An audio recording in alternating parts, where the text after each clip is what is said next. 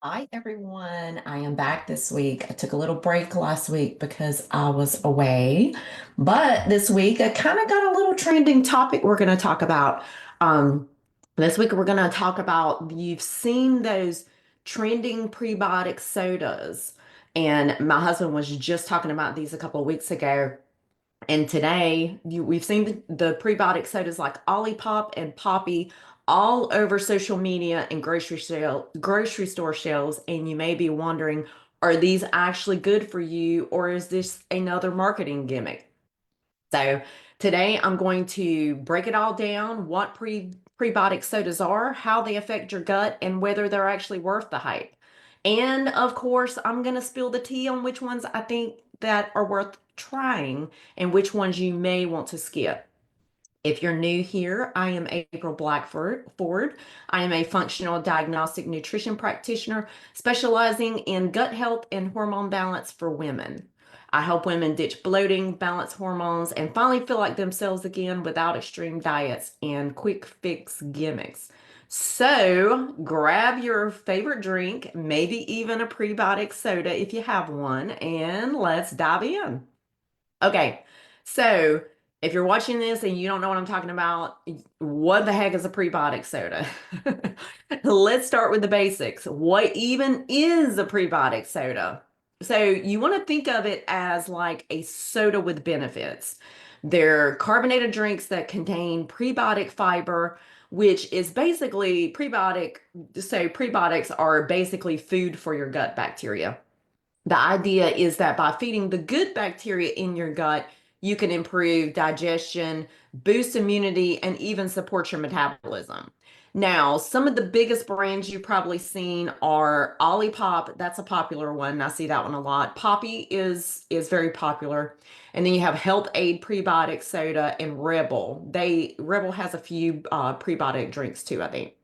Um, Now, here's kind of where things get interesting. Just because something says prebiotic on the label doesn't mean it's actually great for you.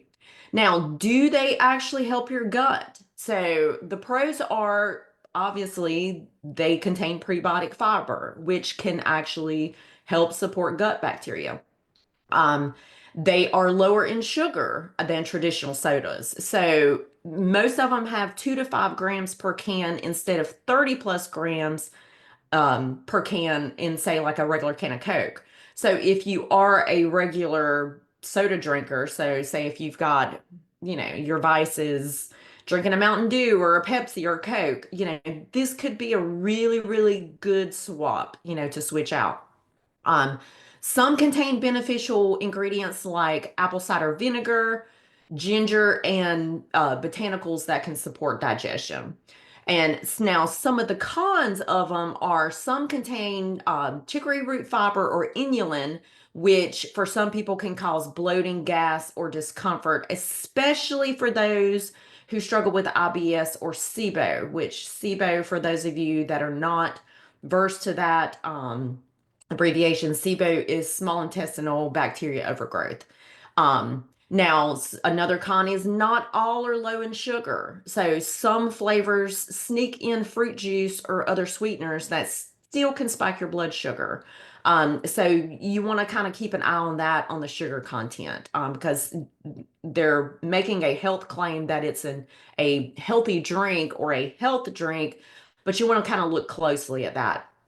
Another con would be that they're carbonated. So if you tend to struggle with reflux, that might not be the best choice because people that struggle with reflux, carbonation can be problematic. And those of y'all just kind of tuning in, drop a comment. If you've tried a prebiotic soda before, did you love it? Did you hate it?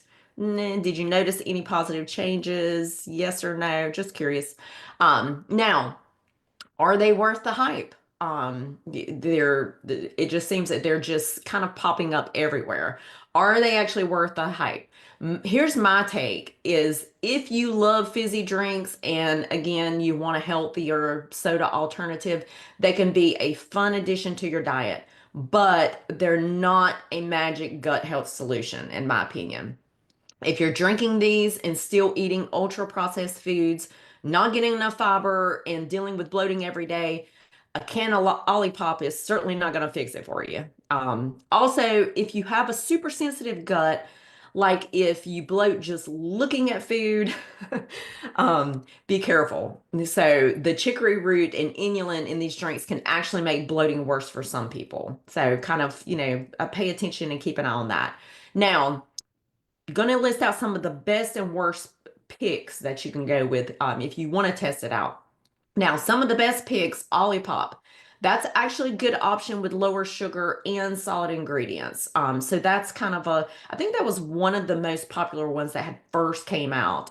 So Olipop is a good option with lower sugar, and it's got some pretty solid ingredients. Poppy, that's another good one. It contains apple cider vinegar, which for some people may help in digestion.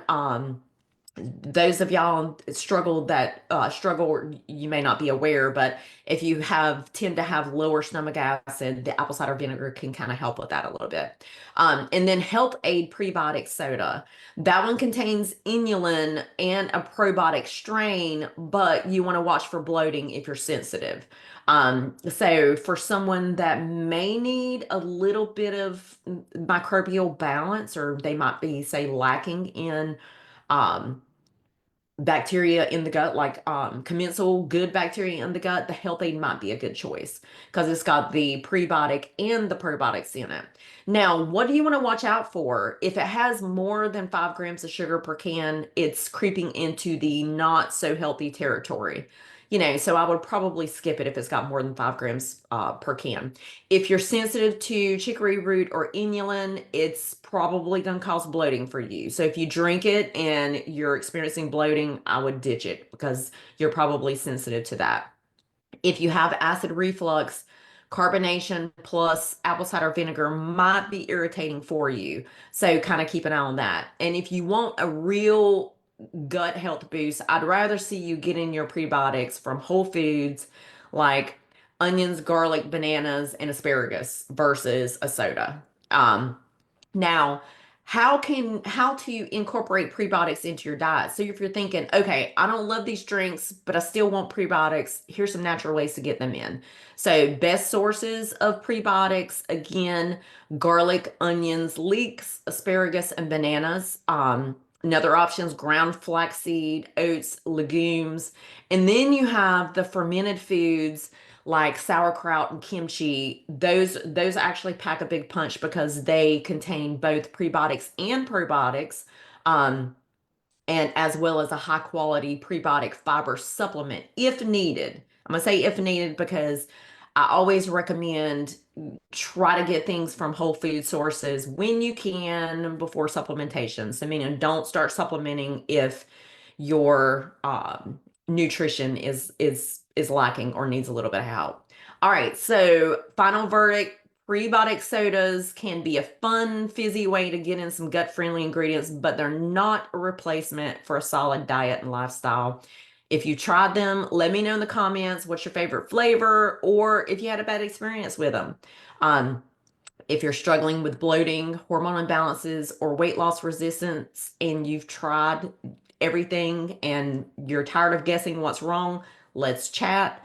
I help women uncover the root cause of these issues and actually fix them. So DM me a message if you want to chat, if you want more information. And thanks for hanging out with me today. If you found this helpful, give it a like, share it, and I'll see you next week. Bye, everyone.